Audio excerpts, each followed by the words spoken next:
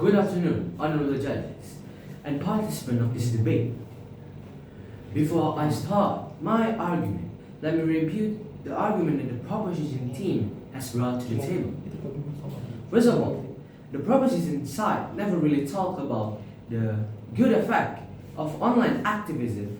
For instance, how online activism brings this new idea or point of view to people who generally doesn't read the news and spend most of his time in social media scrolling through TikTok, Instagram, or many more platforms. This online activism could raise the awareness of this type of people. Second of all, okay, maybe there is some people who do online activism only one time and think they have done an impact and completely forgetting about it in the long term.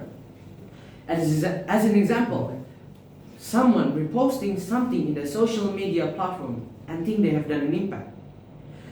But that doesn't mean they don't make any impact.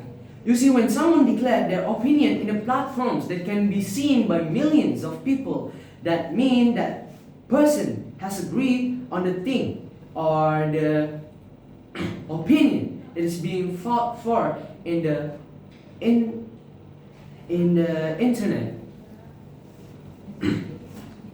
And the third of all, the proposition argued that online activism makes physical activism seems unnecessary. But let us not forget about the people who do online activism, because they are scared on what happened to the people who actually go to the street and do physical activism.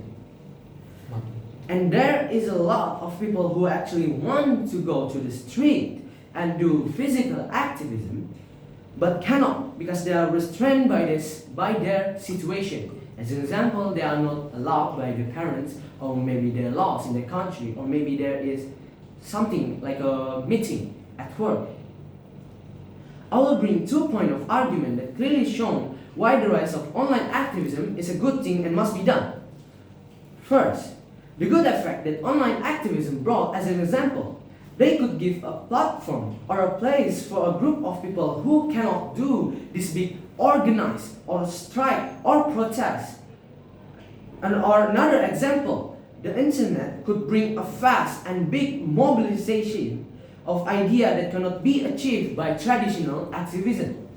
Online archive and constant digital pressure also make it significantly harder for corporations and politicians to escape their past action or break promises, thereby increasing accountability. The most clear example of this when the Palestinian people is being genocide and silenced about their condition under the aggression of the Israeli people. Since 1948 to 2025, millions if not hundreds of millions of people around the world has raised concern about the Palestinian genocide. And look at the effect now. Dozens of countries is supporting the Palestinian people, and even some declared that Israel is a genocidal nation. This thing could not be achieved if there is no big masses of people who do online activism in the internet and break through the constant lies from the news funded by the Israeli people itself.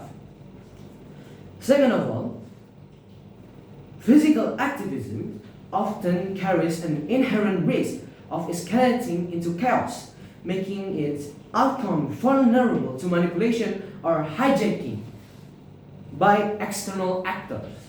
When large crowds gather, the decentralized nature of the event reduces control, creating opportunity for violent subgroups to engage in property damage, which often overshadow the original movement peaceful message.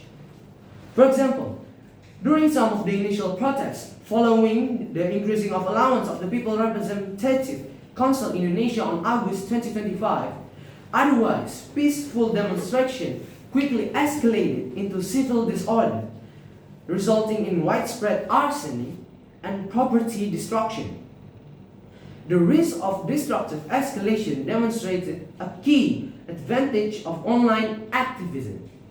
While digital campaigns face their own challenges, such as slacktivism or disinformation, they entirely circumvent the danger of a physical violent turn that discredits a movement and reduces public support.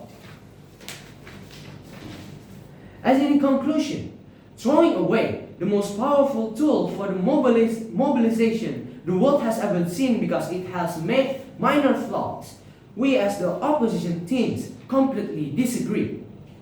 And that is my argument and rebuttal of the proposition team